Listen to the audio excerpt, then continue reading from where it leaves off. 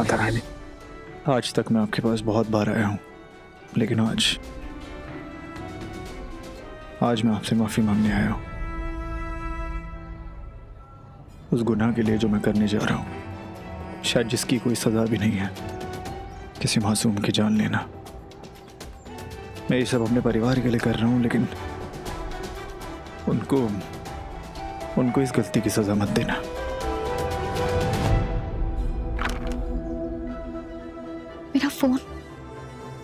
मेरा फोन कहाँ रह गया?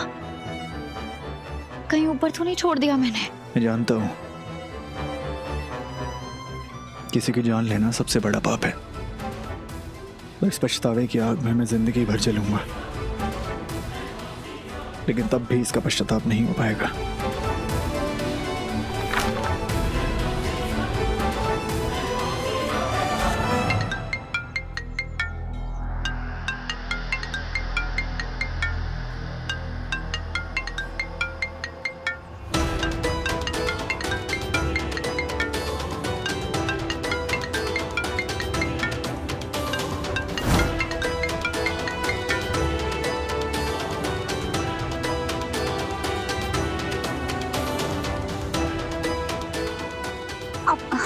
आपने कोई फोन देखा क्या ऑरेंज कलर का? यहाँ कहीं गिरा हुआ होगा।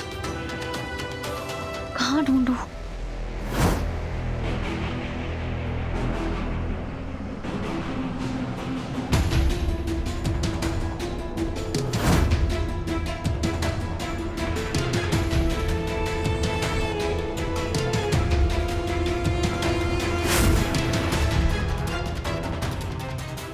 नहीं, ये मेरा वहम होगा। रीत हर वक्त मेरे दिमाग में रहती। रीत यहाँ क्या करेगी?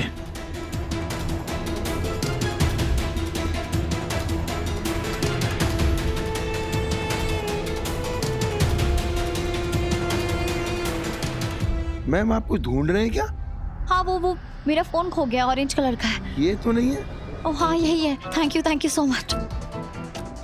विराज के इतने सारे मिस कॉल्स। हेलो, हाँ विराज, सॉरी, मेरा फोन खो गया था मंदिर में। मैं बस निकल ही रही हूँ, और वही प्लान है, प्लान नहीं बदलेगा। तो मुझे टपरी पे मिल। ओके।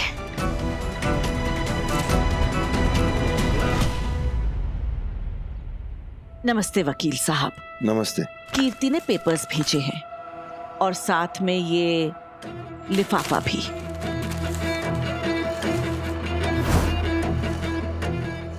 अरे मैडम आप बैठिए ना, चाय कॉफी कुछ लेंगी?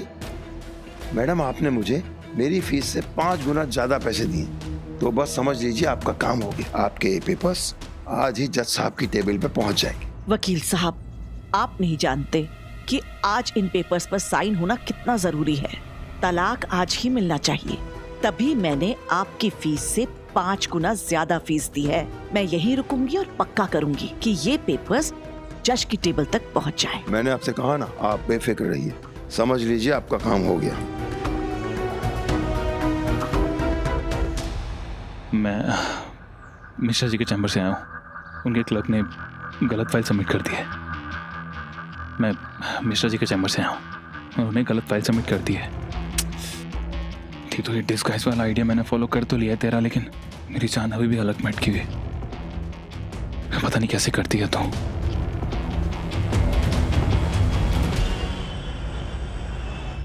जी तू श्योर है ना इस प्लान को लेके?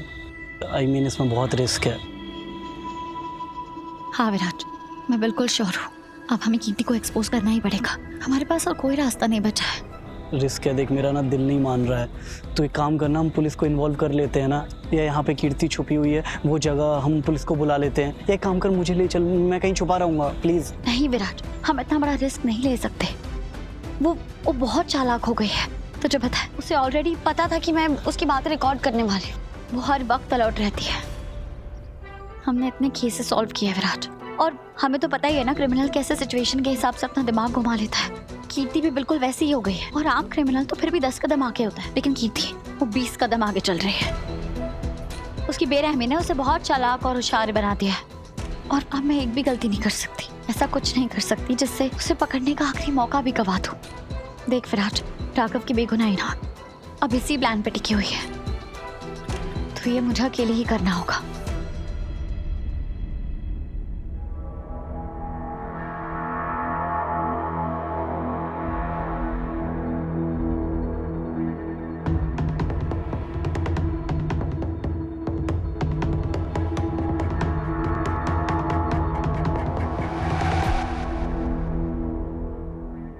फाइनली मैं इस जेल से बाहर निकलने वाली हूँ। फाइनली अब मैं ये जेल छोड़ के तुम्हारे पास आने वाली हूँ राघव, तुम्हारी बाहों में मदहोश होने। तुम्हें पता है जितने दिन मैंने यहाँ दुख झेले हैं ना, सिर्फ एक उम्मीद ने मुझे जिंदा रखा है, तुम्हारा साथ।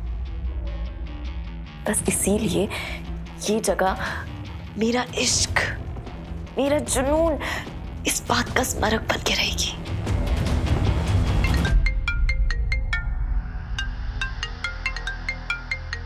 रीत, राघव का डाइवोर्स हो गया? जज अभी तक आई नहीं है ना, इसीलिए। लेकिन तुम चिंता मत करो, मैं यहाँ से हिलूंगी नहीं जब तक मैं अपनी आंखों से ना देख लूं कि जज के हाथों में वो पेपर्स पहुंच चुके हैं।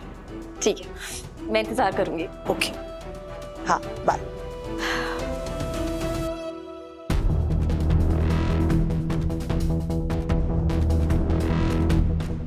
बस थोड़ा इंतजार और Raghav,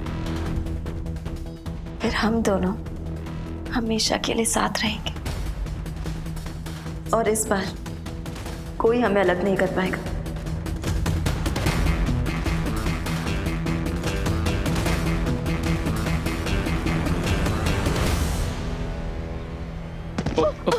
I'm so sorry. I'm sorry. ये थैंक यू। You're welcome. ये आदमी बड़ा देखा हुआ सा लग रहा था। उनका चेहरा इतना जाना पहचाना सा क्यों लग रहा है?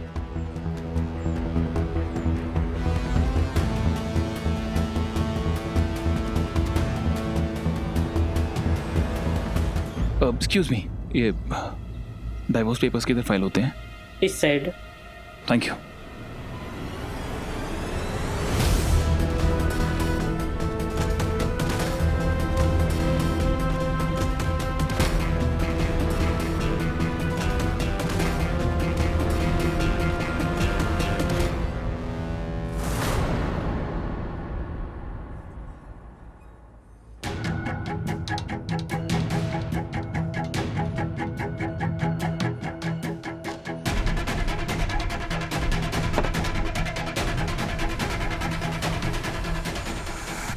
I'm sorry. मैं तुमसे, तुम्हारी फैमिली से, उन सब लोगों से एडवांस में माफ़ी मांगना चाहता हूँ जो तुम्हें इस दुनिया से जाने के बाद मिस करेंगे। मैं जानता हूँ किसी को मारना बहुत बड़ा पाप है, लेकिन मैं कुछ नहीं कर सकता, मैं मजबूर हूँ।